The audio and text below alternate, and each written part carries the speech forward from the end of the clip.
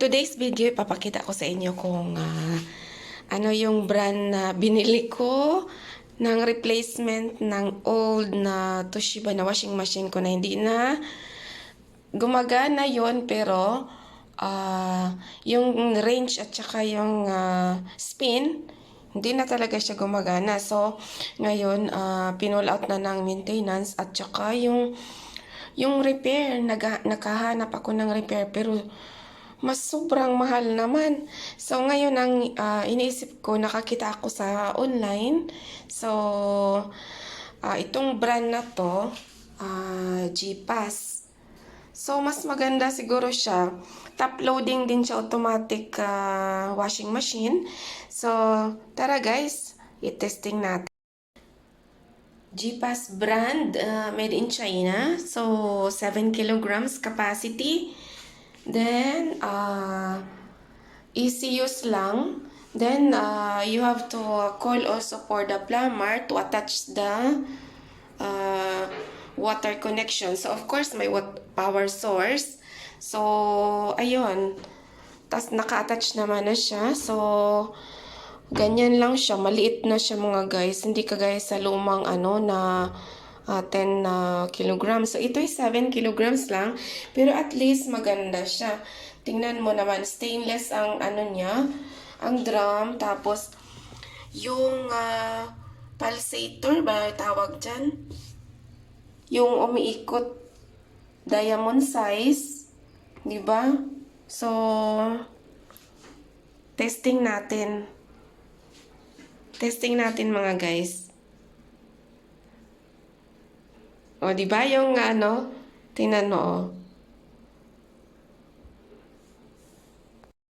So, i-testing na natin siya mga guys. So, ito yung G-Pass 7 kilograms GFWM 7909WCXN. So, turn on. Ito na yung mga choices niya. Either you want cold water, hot water, energy save, safety lock. So, mag-choose ka ng water level. Yan.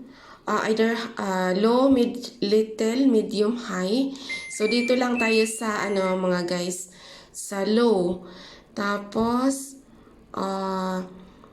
ayan yung program niya.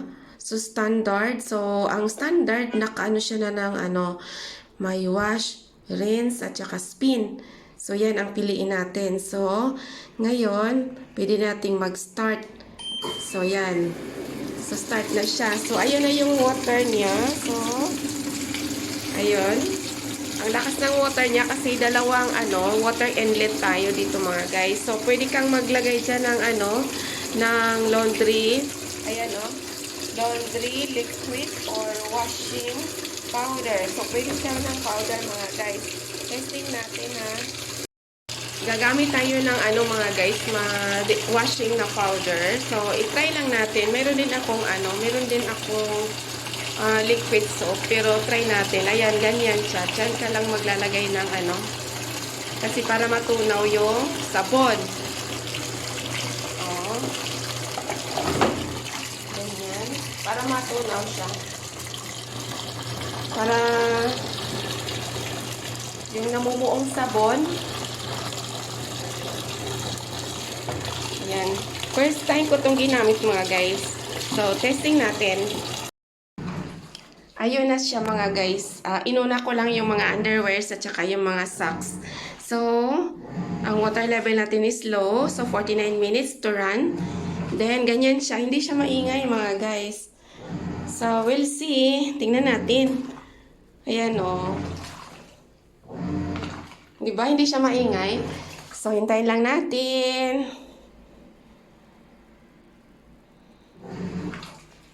Diba, hindi siya maingay mga guys. So, naka-sale kasi ito sa online. So, bili na kayo G-Pass mga guys. Maganda siya. G-Pass top loading automatic washing machine. 7 kilograms. O, diba, hindi siya maingay. Mayroon din itong available na front. Yung dito lang. Front loading ba yung tawag dun?